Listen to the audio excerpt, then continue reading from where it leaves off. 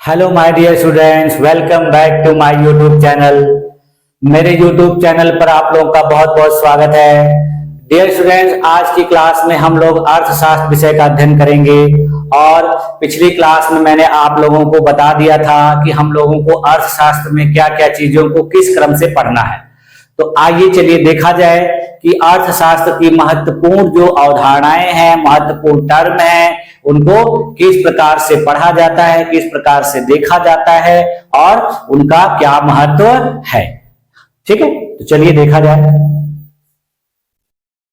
हाँ देखिए, जैसा कि आज से हम लोगों को इकोनॉमिक्स के बारे में धीरे धीरे क्रम वाइज पढ़ना शुरू कर देना है। ठीक है, तो सबसे पहले हम लोग देखते हैं कि इकोनॉमिक्स कहते किसे हैं या इकोनॉमिक्स कौन सा विषय है, इकोनॉमिक्स में क्या चीजें पढ़ी जाती हैं। तो ठीक है, आइए चलिए देखा जाए।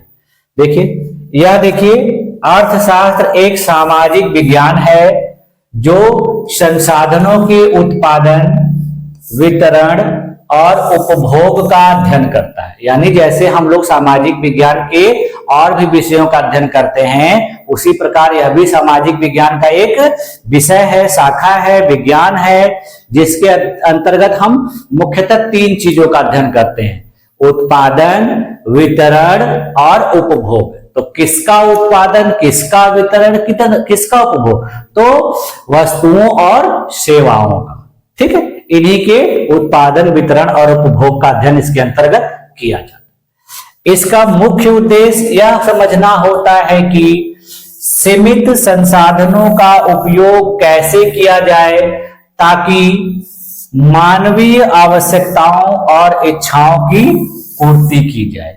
इसमें यह भी ख्याल रखा जाता है कि इस प्रक्रिया में यानी उत्पादन, वितरण और उपभोग के दौरान कितने कम संसाधनों का उपयोग किया जाए जिससे मनुष्यों की आवश्यकताओं और इच्छाओं की पूर्ति बहुत कम समय, कम खर्च में की जा सके। ठीक, देखिए, अर्थशास्त्र जो शब्द है यानी इंग्लिश का इकोनॉमिक्स शब्द, देखिए इकोनॉमिक्स शब्द जो है वो देखिए ग्रीक भाषा के ओइकोनोमिया शब्द से उत्पन्न हुआ है। ठीक है, और ओइकोनोमिया शब्द जो है वह दो शब्दों का क्या है, सम्मिलन है, मिश्रण है, जिसमें पहला है ओइकोस और दूसरा है नोमोस। ओइकोस का मतलब देखिए क्या होता है, गृह। ठीक है, गृह यानी घरेलू, और नोमोस का अर्थ होता है मैनेजमेंट अथवा प्रबंधन। यानी ग्रीक भाषा में इस विषय को कहा गया था कि एक ऐसा विषय है जो घरेलू कार्यों को प्रबंधित करने की एक विधि है। शुरू में, प्रारंभ में इसका मतलब यही बताया गया था। देखिए, कहा गया था कि ओइकोस का अर्थ होता है घरेलू या पारिवारिक, और नोमोस का अर्थ होता है प्रबंधन, मैनेजमेंट। यानी घर के कार्यों को, घरेलू कार्यों को, पारिवारिक कार्यों को कैसे मैनेज किया जाता है, कैसे प्रबंधित किया जाता है, वही इस विषय का नाम प्रारंभ में विद्वानों के द्वारा दिया गया था। ठीक है, देखिए, इसे गृह प्रबंधन की प्रक्रिया का अध्ययन करने वाला विषय कहा जाता था उस समय। ठीक, बाद में देखिए कहा गया कि अर्थशास्त्र जो शब्द विषय है उसका शाब्दिक अर्थ होता है धन का शास्त्र। यानी घर या परिवार की कौन सी क्रियाओं का मैनेजमेंट। घर परिवार में बहुत सारी क्रियाएं होती हैं, तो सभी का नहीं, घर परिवार को चलाने के लिए धन की, अर्थ की, पैसे की किस प्रकार से व्यवस्था की जाए, कैसे उसका प्रबंधन किया जाए, यह इस विषय में अध्ययन किया जाता है। ठीक, देखिए, अर्थशास्त्र के अंतर्गत धन यानी मनी एवं उससे संबंधित सभी पक्षों का समग्र अध्ययन एवं विश्लेषण किया जाता है। यानी इसके अंतर्गत केवल घरेलू कार्यों का प्रबंधन नहीं किया जाता है, बल्कि पैसे के लेन देन से संबंधित सभी पक्षों का अध्ययन भी किया जाता है और उसका विश्लेषण भी किया जाता है। देखिए, के बाद देखिए, अर्थशास्त्र उस अवधारणा का अध्ययन है जो बताता है कि समाज किस तरह से दुर्लभ संसाधनों की सहायता से मूल्यवान उत्पाद तैयार करता है। यह विषय यह भी बताता है या यह भी अध्ययन करता है कि समाज में किस प्रकार से लोगों के द्वारा दुर्लभ संसाधनों का उपयोग करके वस्तुओं को उत्पादित किया जाता है। ठीक, देखिए जैसे आप लोगों ने देखा इतिहास का पिता कौन है, भूगोल के पिता कौन है, तो उसी प्रकार से अर्थशास्त्र के भी जनक या पिता कौन कहे जाते हैं, एडम स्मिथ। एडम स्मिथ देखिए 1723 से 1790 ईस्वी के बीच थे। ठीक है, इनको अर्थशास्त्र का जनक अथवा फादर ऑफ इकोनॉमिक्स कहा जाता है। उनकी देखिए एक पुस्तक थी जिसका नाम था an inquiry into the nature and causes of the wealth of nation. ठीक है, इसी को शॉर्टकट में हम लोग क्या कहते हैं, वेल्थ ऑफ नेशंस। इसी पुस्तक में इन्होंने इस विषय के बारे में बताया था और यह पुस्तक उन्होंने 1776 ईस्वी में लिखी थी। इसमें इन्होंने शास्त्रीय अर्थशास्त्र का प्रारंभ किया था, इसीलिए इनको कहा जाता है कि यह अर्थशास्त्र के पिता है। ठीक, अब देखिए अर्थशास्त्र विषय को देखिए दो शाखाओं में बांटकर अध्ययन किया जाता है। ठीक है, दो शाखाओं में बांटकर अध्ययन किया जाता है। इसकी पहली शाखा को देखिए हम लोग व्यष्टि अर्थशास्त्र यानी माइक्रो इकोनॉमिक्स के नाम से जानते हैं और दूसरी शाखा को समष्टि अर्थशास्त्र यानी मैक्रो इकोनॉमिक्स के नाम से जानते हैं। अब आइए चलिए एक एक करके इनके बारे में भी देख लिया जाए। जैसे देखिए आप व्यष्टि अर्थशास्त्र, व्यष्टि अर्थशास्त्र यानी माइक्रो इकोनॉमिक्स। माइक्रो का मतलब देखिए आप लोग ऐसे भी जानते हैं कि माइक्रो जो चीज छोटी होती है उसको माइक्रो कहा जाता है। तो यहां देखिए क्या है कि जो यह माइक्रो शब्द है इसकी उत्पत्ति देखिए ग्रीक शब्द माइक्रोस से हुई है, जिसका अर्थ होता है सूक्ष्म या छोटा। ठीक है, व्यक्ति और व्यक्तियों के छोटे समूहों की आर्थिक क्रियाओं का अध्ययन व्यष्टि अर्थशास्त्र कहलाता है। यानी यह अर्थशास्त्र जो व्यक्ति या व्यक्तियों के समूहों या छोटे समूहों से संबंधित जो आर्थिक क्रियाएं होती हैं उसका अध्ययन इसके अंतर्गत किया जाता है, इसीलिए इसको व्यष्टि अर्थशास्त्र या सूक्ष्म अर्थशास्त्र भी कहा जाता है। ठीक, देखिए इस अर्थशास्त्र के जो प्रणेता माने जाते हैं वो एडम स्मिथ है। ठीक है, एडम स्मिथ नामक अर्थशास्त्री थे, विद्वान थे, जिनको व्यष्टि अर्थशास्त्र का प्रणेता माना जाता है। ठीक, देखिए व्यष्टि अर्थशास्त्र के अंतर्गत सामान्यतः छोटी आर्थिक इकाइयों, स्मॉल इकोनॉमिक यूनिट्स या व्यक्तिगत इकाइयों जैसे कि उपभोक्ता, फर्म, बाजार की गतिविधियों का अध्ययन किया जाता है। इसका मतलब कि इसके अंतर्गत जैसे कोई परिवार है, कोई छोटा दुकानदार है ना, उसके द्वारा जो वस्तुओं का उत्पादन किया जा रहा है, उपभोग किया जा रहा है, खरीद बिक्री की जा रही है, आय अर्जित की जा रही है, बचत अर्जित की जा रही है, इन सारी चीजों के बारे में अध्ययन करना, उसका ज्ञान प्राप्त करना, ये सब किसके अंतर्गत आता है, व्यष्टि अर्थशास्त्र के अंतर्गत। ठीक है, आगे देखिए इसमें देखिए यह भी देखा जाता है कि लोग यह किस प्रकार से कर रहे हैं, यानी इसमें कितने संसाधन का उपयोग कर रहे हैं। कहने का मतलब कि कोई व्यक्ति किसी कार्य को करने के लिए अगर बहुत ज्यादा खर्च कर दे और उत्पादन उसका कम हो तो भी यह अध्ययन करता है और उसको बेहतर नहीं माना जाता है। बेहतर किसको माना जाएगा कि जो व्यक्ति कम खर्च लगाए, है ना, कम समय में ज्यादा उत्पादन करे और उसकी क्वालिटी बेहतर हो तो उसको अच्छा माना जाता है। तो ये सारी चीजों का भी अध्ययन इसमें किया जाता है। देखिए कि सीमित संसाधनों का उपयोग करके किस प्रकार से उत्पादों और सेवाओं की मांग और आपूर्ति करते हैं। ठीक है, अब आइए देखिए समष्टि अर्थशास्त्र। देखिए समष्टि अर्थ, उसमें देखिए क्या देखा आपने, कि कितने कम खर्च में कितने बेहतर तरीके से कोई व्यक्ति अपने परिवार को मैनेज करता है। कोई कंपनी चलाने वाला अपनी फैक्ट्री कंपनी को मैनेज करता है, कोई बिजनेस चलाने वाला, कोई दुकान वाला अपने धंधे को मैनेज करता है। तो ये सारी चीजें उसमें शामिल की जाती है। अब हम देखते हैं समष्टि अर्थशास्त्र। इसी को समग्र अर्थशास्त्र भी कहा जाता है, मैक्रो इकोनॉमिक्स। देखिए इसमें भी देखिए मैक्रो जो शब्द है उसकी उत्पत्ति लैटिन वर्ड मैक्रोस से हुई है, जिसका अर्थ होता है बृहद या बड़ा। यानी यह अर्थशास्त्र की वह शाखा है जिसमें बड़ी आर्थिक क्रियाओं का अध्ययन किया जाता है। देखिए इसको देखिए बृहद या व्यापक अर्थशास्त्र भी कहा जाता है। इसमें देखिए अर्थव्यवस्था की संपूर्ण निष्पादन क्षमता से होता है। उसमें देखिए व्यक्ति, समूह, उद्योग एक एक का अध्ययन किया जाता था। अब इसमें सभी लोगों को सम्मिलित रूप से एक साथ अध्ययन किया जाएगा। इसका मतलब कि एक क्षेत्र या एक राज्य में जितने लोगों के द्वारा जो कुछ भी इनकम जनरेट हो रही है या जो कुछ भी उत्पादित किया जा रहा है उसको एक साथ समग्र रूप से अध्ययन करना इसके अंतर्गत आएगा। देखिए यह अर्थशास्त्र वह अर्थशास्त्र है जिसमें क्षेत्रीय, राष्ट्रीय एवं अंतरराष्ट्रीय अर्थव्यवस्थाओं की अंतरनिर्भरता, इंटरडिपेंडेंसी या अन्योन्याश्रितता समझने का प्रयास किया जाता। अब देखिए उसमें एक एक करके अध्ययन किया जा रहा था, अब इसमें सम्मिलित रूप से, सामूहिक रूप से अध्ययन किया जाए। किसी क्षेत्र की, किसी राज्य की, किसी देश की, पूरे दुनिया की आर्थिक क्रियाओं का अध्ययन किया जाता है। देखिए इसमें जैसे देखिए यह अर्थव्यवस्था की समस्याओं जैसे मुद्रास्फीति, बेरोजगारी, गरीबी के अध्ययन को भी यह अपने अंतर्गत शामिल करता है।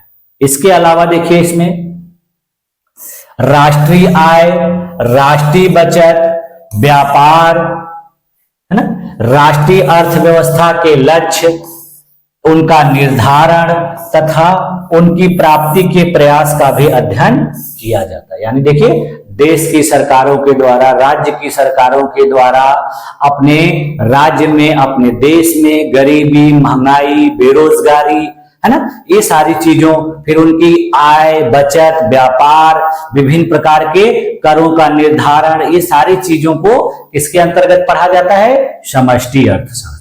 यानी इसका दायरा जो है बहुत बृहद होता है। ठीक, अब देखिए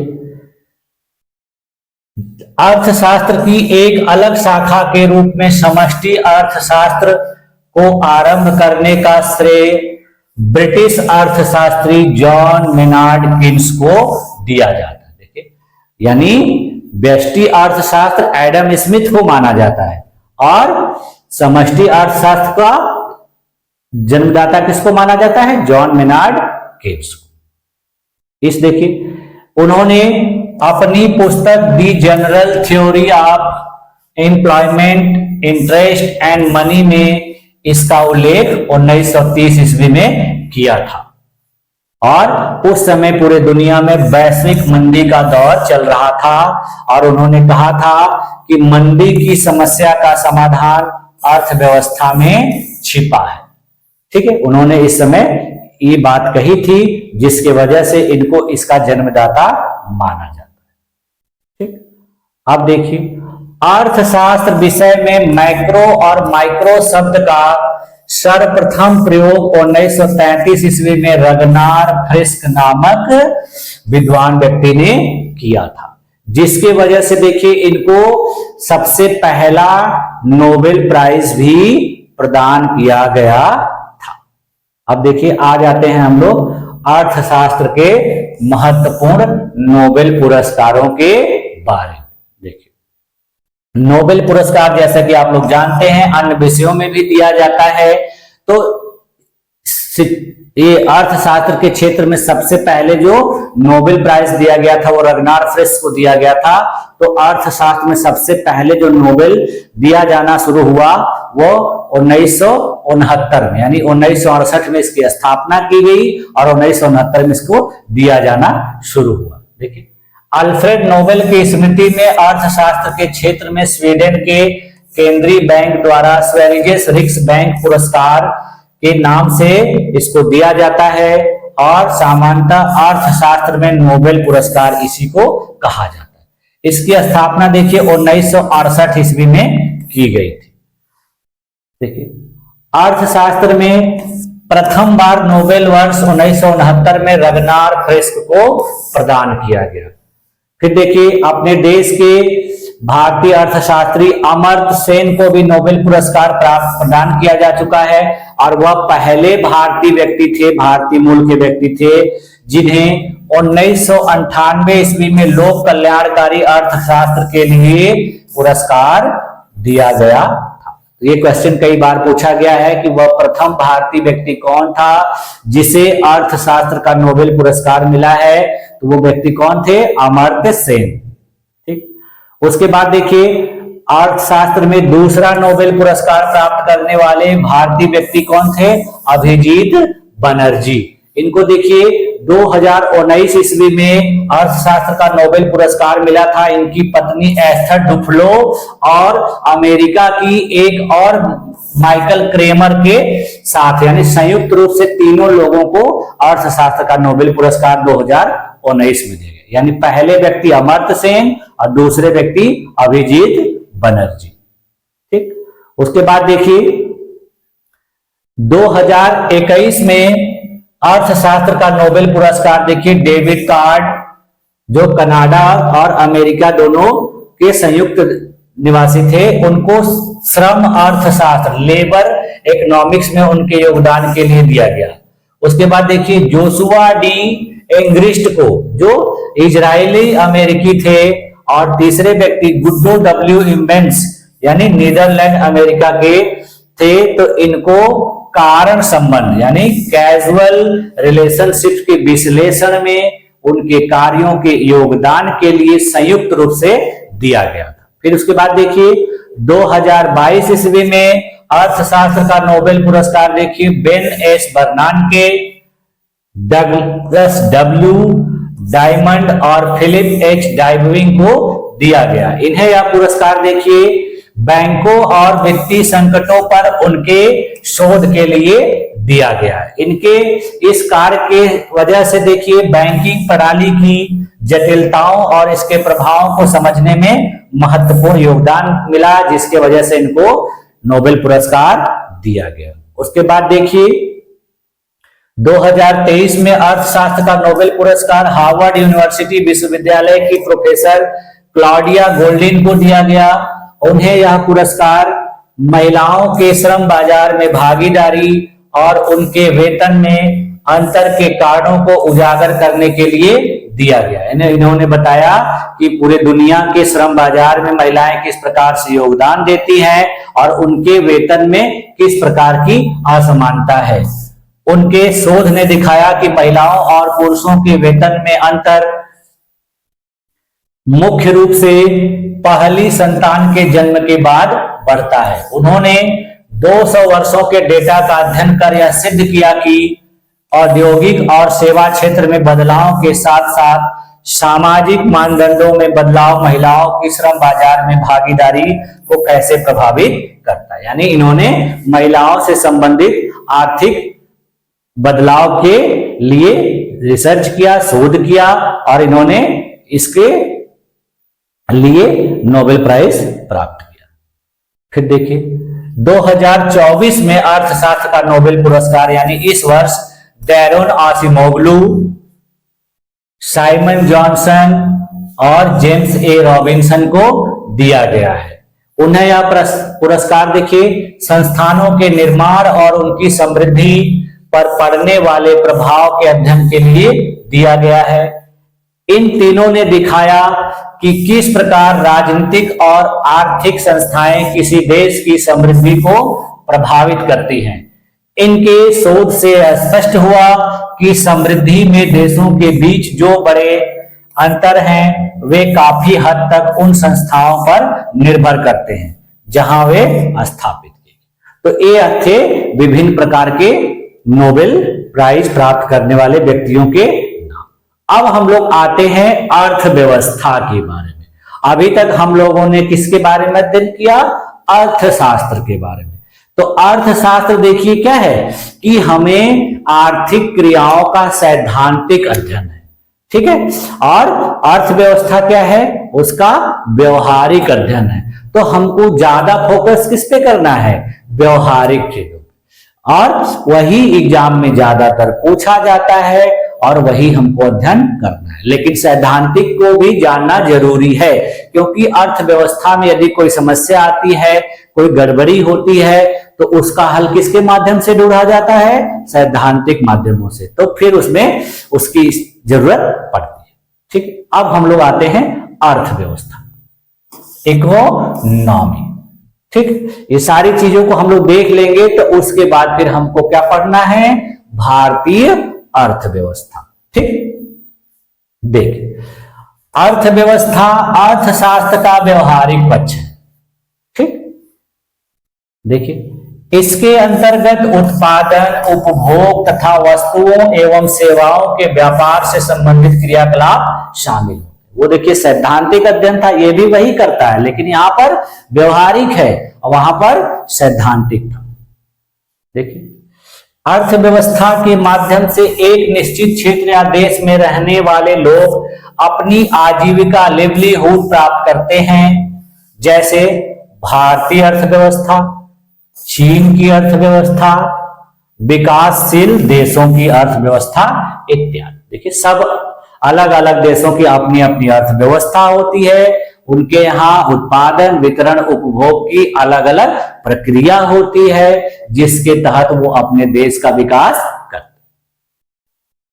देखिए, अर्थव्यवस्था किसी देश या क्षेत्र विशेष में होने वाली आर्थिक क्रियाओं की प्रकृति एवं प्रगति के स्तर को दर्शाती है। फिर देखिए, अर्थव्यवस्था एक सामान्य व्यक्ति से लेकर संगठनों, कंपनियों तथा सरकारों तक सभी से संबंधित होती है। देखिए, अर्थव्यवस्था सबकी होती है, हमारी अपनी है, आपके गार्जियन की होगी, सबकी होती है। हर परिवार की अपनी अपनी एक अर्थव्यवस्था होती है, यानी धन की व्यवस्था, आर्थिक क्रियाओं की व्यवस्था, जिसको मैनेज करके कोई व्यक्ति अपना सारा कार्य करता है और उसी के आधार पर उसका परिवार चलता है, ठीक। देखिए, यह इन सबको प्रभावित करती है तथा इन सबसे प्रभावित भी होती है। यानी देखिए, हम लोग कभी कभी कहते हैं कि हमारी आर्थिक व्यवस्था सही नहीं है, तो इसका मतलब क्या हुआ कि हमारे घर में, हमारे परिवार में धन की आवाजाही में कोई समस्या है, या धन पर्याप्त मात्रा में नहीं आ पा रहा है, जिसके वजह से बहुत सारी क्रियाओं को करने में समस्या उत्पन्न हो रही है। तो ये यही चीज बताता है, ठीक। देखिए, अपने देश की जो अर्थव्यवस्था है वो मिश्रित अर्थव्यवस्था है, जिसमें सार्वजनिक एवं निजी क्षेत्र मिलजुल कर कार्य करते हैं। यानी अपने देश की अर्थव्यवस्था जो है क्या है, मिश्रित अर्थव्यवस्था है। अभी जब मैं आप लोगों को अर्थव्यवस्था के विभिन्न प्रकारों को बताऊंगा, तो उसमें आपको इसको और मैं डिटेल में बताऊंगा। तो ये क्या है कि हमारे देश में सरकार भी मिलकर कुछ कार्य करती है और कुछ निजी व्यक्ति, निजी व्यापारी भी मिलकर करते हैं, और दोनों लोग सम्मिलित रूप से जो उत्पादन करते हैं, जो आय करते हैं, उसी से पूरे देश का विकास किया जाता है। देखिए, किसी अर्थव्यवस्था में निहित संसाधनों का उसके लोगों की खुशहाली के लिए किस प्रकार से उपयोग या दोहन किया जाए, इस विवाद का प्रारंभ एडम स्मिथ की पुस्तक द वेल्थ ऑफ नेशंस से माना जाता है। यानी एडम स्मिथ ने ही इन सब चीजों के बारे में सबसे पहले बताया था। उन्होंने कहा था किसी देश में पाए जाने वाले संसाधनों को किस प्रकार से इस्तेमाल किया जाए, किस प्रकार से उनका दोहन किया जाए कि उस देश की स्थिति को बेहतर बना दिया जाए, ठीक है। तो ये बात एडम स्मिथ ने अपनी पुस्तक में की थी। आप देखते हैं अर्थशास्त्र और अर्थव्यवस्था का आपसी संबंध, यानी इन दोनों में आपस में क्या रिलेशन है, अर्थशास्त्र और अर्थव्यवस्था का आपसी संबंध। देखिए, अर्थशास्त्र उन सिद्धांतों और नियमों का अध्ययन करता है जिनके आधार पर अर्थव्यवस्था संचालित होती है। जैसे देखिए, मैंने बताया ना कि अर्थशास्त्र नियम और विधियां बताता है कि किसको फॉलो करके, किसके राह पर चल के अर्थव्यवस्था को चलाया जा सकता है, और अर्थव्यवस्था व्यवहारिक होती है, उसी को फॉलो करके वो कार्य किया जाए। देखिए उदाहरण में देखिए, यदि किसी देश की अर्थव्यवस्था में बेरोजगारी बढ़ती है तो इसका अध्ययन अर्थशास्त्र के सिद्धांतों के माध्यम से किया जाएगा। जैसे देखिए, यदि किसी देश में बेरोजगारी बढ़ रही है तो बेरोजगारी के बारे में अध्ययन किसके माध्यम से किया जाएगा? अर्थशास्त्र के माध्यम से, कि बेरोजगारी किस वजह से बढ़ रही है, इसका कारण क्या है, और उसके कारणों को और निवारण के उपायों को समझने के बाद फिर उसको दूर कैसे किया जाएगा, दूर कब कौन करेगा, ये देखिए किसके अंतर्गत आता है? अर्थव्यवस्था। देखिए, यदि भारत की अर्थव्यवस्था की बात की जाए तो इसमें देखिए कृषि, उद्योग और सेवा क्षेत्रों का योगदान होता है। अर्थशास्त्री इन क्षेत्रों का अध्ययन करते हैं ताकि यह समझ सकें कि कौन से क्षेत्र में सुधार की आवश्यकता है और किस प्रकार से नीतियां बनाई जा सकती हैं ताकि आर्थिक विकास हो सके। अब देखिए, अपने देश में बेरोजगारी है, गरीबी है, तो उसको कैसे दूर किया जाएगा वो कौन पता लगाता है? अर्थशास्त्री पता लगाते हैं, और फिर वो तरीका बता देते हैं, फिर उसी प्रकार से अर्थव्यवस्था में उसको अपना लिया जाता है और उस समस्या को दूर किया जाता है। देखिए यहाँ कृषि, उद्योग और सेवा क्षेत्र का योगदान किस प्रकार से अपने देश की अर्थव्यवस्था में है, ये लोग बताते हैं और फिर उसी में सुधार करने के बारे में कहते हैं। अब देखिए, अर्थव्यवस्था से संबंधित कुछ प्रमुख पुस्तकों का नाम जान लेते हैं, कभी कभी एग्जाम में पूछा जाता है। देखिए, प्रिंसिपल ऑफ इकोनॉमिक्स नामक एक पुस्तक लिखी गई जिसको लिखा था अल्फ्रेड मार्शल। उसके बाद देखिए, nature and significance of economic sciences नामक पुस्तक रॉबिन्स नामक विद्वान के द्वारा लिखी गई। उसके बाद देखिए, the theory of income, employment and interest नामक पुस्तक जेएम किन्स के द्वारा लिखी गई। द वेल्थ ऑफ नेशंस के बारे में मैंने आप लोगों को बता ही दिया, एडम स्मिथ के द्वारा लिखी गई है। ठीक है, ये बहुत इंपॉर्टेंट है। क्यों? क्योंकि इसी पुस्तक के आधार पर इनको कहा जाता है कि अर्थशास्त्र का फादर या पिता। फाउंडेशन ऑफ इकोनॉमिक्स सैल्यूल्सन्स के द्वारा लिखी गई। दास कैपिटल पुस्तक देखिए कार्ल मार्क्स के द्वारा लिखी गई है। हाउ टू पे फॉर वॉर जेएम किन्स के द्वारा लिखी गई है। फिर देखिए, general theory of employment, interest and money किसके द्वारा लिखी गई है? किन्स के द्वारा। ठीक है, इनका पूरा नाम था जॉन मेनार्ड किन्स, उन्हीं के द्वारा लिखी गई। ठीक, अब देखिए, अर्थव्यवस्था में कुछ प्रमुख तत्व होते हैं जिनके आधार पर अर्थव्यवस्था संचालित होती है। वो तत्व देखिए क्या है? मुख्यतः 3-4 प्रकार के होते हैं। सबसे पहले देखिए क्या होता है? पहला तत्व होता है प्रोडक्शन यानी उत्पादन। ठीक, इसके अंतर्गत देखिए क्या होता है? वस्तुओं और सेवाओं का निर्माण जिसमें प्राकृतिक संसाधनों, श्रम, पूंजी और उद्यमिता का योगदान, यानी इसके अंतर्गत आता है वस्तुओं और सेवाओं का निर्माण जिसमें प्राकृतिक संसाधनों का उपयोग किया जाता है, लोगों के श्रम का उपयोग किया जाता है, इसमें पूंजी लगाई जाती है और इसमें उद्यमिता यानी मैनेजरियल स्किल का उपयोग किया जाता है, प्रबंधकीय व्यवस्था होती है।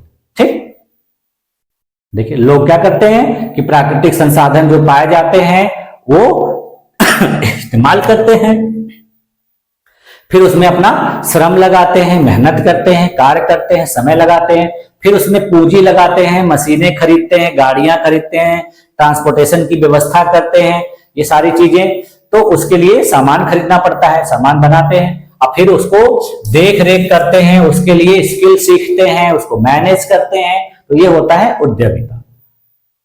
फिर देखिए वितरण, इसको कैसे वितरित किया जाएगा? तो इसमें जब वस्तु उत्पादित हो जाती है तो उसको देखिए वस्तुओं और सेवाओं को समाज के विभिन्न वर्गों और व्यक्तियों तक कैसे पहुंचाया जाए, यह वितरण प्रणाली का हिस्सा होता है। इसमें बाजार, कंपनियां और सरकार की भूमिकाएं होती हैं। यानी कोई वस्तु जब बन जाती है तो उसको लोगों को यूज करने के लिए कैसे पहुंचाया जाए वो इसके अंतर्गत आता है। इसमें 3 लोग योगदान देते हैं मुख्यतः, जैसे बाजार, कंपनी और सरकार। ठीक, सबका अपना अपना योगदान होता है, सब लोग उसको करते हैं, जिसके वजह से वह वस्तु लोगों के पास पहुंच जाती है। फिर देखिए तीसरी जो बात है वो है उपभोग, यानी वस्तुओं और सेवाओं को बना दिया गया, पहुंचा दिया गया। अब उसका इस्तेमाल कौन करेगा? तो इस्तेमाल करेगा यूजर, उपभोगकर्ता। देखिए उपभोक्ता वस्तुओं और सेवाओं का उपयोग कैसे करते हैं, यह उपभोग प्रक्रिया है। इसका अर्थव्यवस्था पर महत्वपूर्ण प्रभाव पड़ता है, क्योंकि इससे मांग और आपूर्ति में परिवर्तन आता है। यानी ये देखिए बहुत ही महत्वपूर्ण होती है कि कोई वस्तु का उत्पादन कर दिया गया, सेवा का उत्पादन कर दिया गया, उसको वितरित भी कर दिया गया, पहुंचा भी गया, लेकिन उपयोग करने वाले लोग उसको खरीद ही नहीं रहे हैं, तो उस कंपनी का, उस व्यक्ति का उत्पादन प्रभावित होगा। क्यों? क्योंकि जब वह सामान बिकेगी नहीं तो उस व्यक्ति के द्वारा वह सामान बनाई कैसे जाएगी।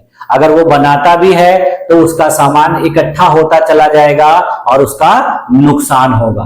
तो यह बहुत जरूरी होता है कि जब वस्तु और सेवा का उत्पादन किया जा रहा है तो उसका उपभोग भी सही तरीके से हो। तो उपभोग कब होगा?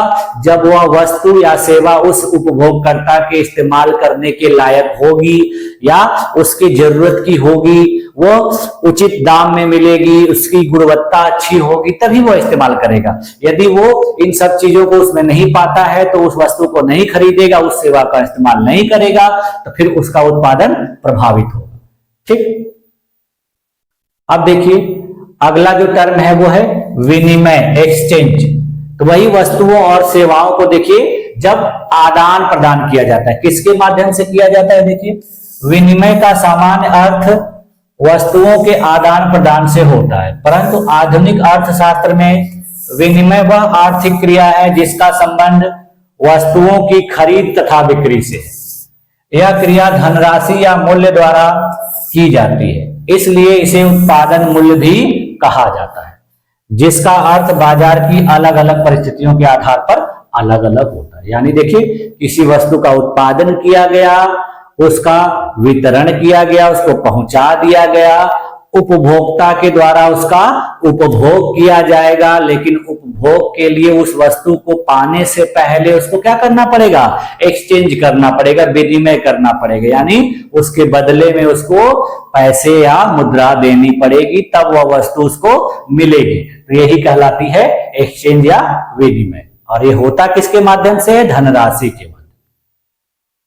ठीक। देखिए उत्पाद का मूल्य निर्धारण करना, जैसे पूर्ण प्रतिस्पर्धा, अपूर्ण प्रतिस्पर्धा, एकाधिकार।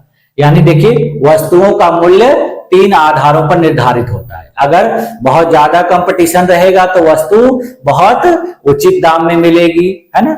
और एकाधिकार रहेगा, यदि कोई 1-2 व्यक्तियों के द्वारा वह सामान उपलब्ध कराया जा रहा है तो उसका प्राइस बहुत ज्यादा रहेगा। और देखिए अपूर्ण प्रतिस्पर्धा रहेगी, यानी किसी के बीच कंपटीशन नहीं रहेगा तो वह वस्तु बहुत सस्ती मिलेगी। ठीक है, यानी ज्यादा लोगों के पास उपलब्ध है और सबके यहाँ बहुत ज्यादा क्वांटिटी में मौजूद है तो दाम ज्यादा नहीं लगेगा, बहुत कम सस्ते में मिल जाती है। देखिए हम लोग मार्केट में कोई सामान खरीदने जाते हैं, जब वह सामान ढेर सारे लोगों के द्वारा बेची जा रही होती तो सब चिल्ला चिल्ला के कम दाम में बेचते हैं, लेकिन कभी 1-2 लोगों के द्वारा ही अगर बेची जा रही होती है तो हम वो चिल्लाते नहीं है, बल्कि हम उनके पास खुद जाते हैं और वो जो दाम बोलते हैं हमको उनको देना पड़ता है। ठीक है, तो वो एक तरह से हो गया एकाधिकार। ठीक है, यही सारी चीजें। और जब कंपटीशन होता है, जैसे देखिए 2-4 लोग एक साथ खड़े होकर कहीं बेचते रहते हैं तो आपस में कंपटीशन चलता है, प्रतिस्पर्धा चलती है। वो सोचता है मेरा जल्दी बिक जाए, वो सोचता है मेरा जल्दी बिक जाए, जिसके वजह से वो वस्तु हमको क्या मिलती है? कम दाम में मिल जाती है। ठीक। अब देखिए जो विनिमय है उसको 2 भागों में बांटा जाता है। एक होता है वाणिज्यिक विनिमय, कमर्शियल एक्सचेंज, और दूसरा होता है व्यापारिक विनिमय या ट्रेड एक्सचेंज। ठीक है, तो विनिमय को 2 भागों में बांटा गया है। ठीक है, तो चलिए आज इतना ही रखते हैं। अब हम लोग बाकी चीजों को नेक्स्ट क्लास में देखेंगे।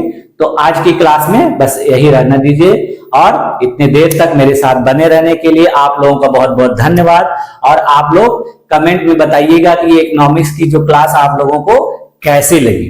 तो नेक्स्ट क्लास में मैं इसके आगे की जो बातें हैं, जो मैंने आप लोगों को पहले क्लास में बताया था कि ये पढ़ना है, तो उसको मैं आप लोगों को नेक्स्ट क्लास में बताऊंगा। तब तक के लिए धन्यवाद, थैंक यू।